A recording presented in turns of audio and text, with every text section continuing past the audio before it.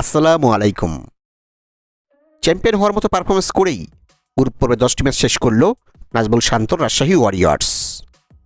আজ গ্রুপ পর্বে নিজেদের শেষ ম্যাচে চট্টগ্রাম রাজকে হারিয়ে নিজেদের শ্রেষ্ঠত্বের প্রমাণ দিয়েছে রাজশাহীর দল। অন্যদিকে রাজশাহীর কাছে হারলেও পয়েন্ট টেবিলে তেমন একটা পিছনে পড়েনি শেখ মেহেদীর চট্টগ্রাম রয়্যালস। যদিও এলিমিনেটর ম্যাচ এড়াতে হলে রাজশাহীর বিপক্ষে জয় পাওয়াটা জরুরি ছিল চট্টগ্রামের জন্য। তবে অবশ্য গ্রুপ পর্বে এখনও আরেকটি ম্যাচ বাকি রয়েছে চট্টগ্রামের।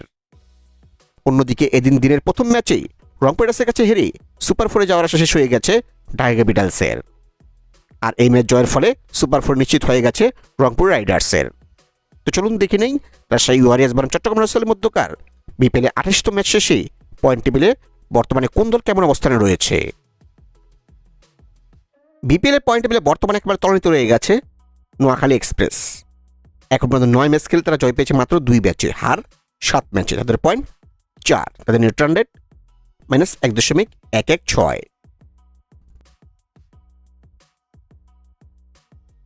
বিপিএল এর পয়েন্ট পেলে বর্তমানে 5 নম্বরে অবস্থান করছে ঢাকা ক্যাপিটালস। এখন পর্যন্ত 9 ম্যাচ খেলে তারা জয় পেয়েছে 2 ম্যাচে, হার 7 ম্যাচে।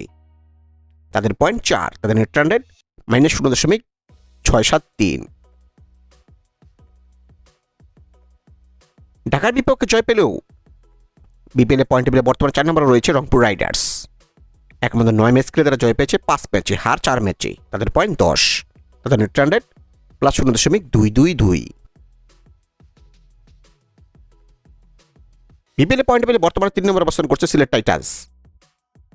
সর্বোচ্চ 10 ম্যাচ খেলে তারা জয় পেয়েছে 5 ম্যাচে, হার 5 ম্যাচে। তাদের পয়েন্ট 10 এবং তাদের নেট রান রেট +0.373।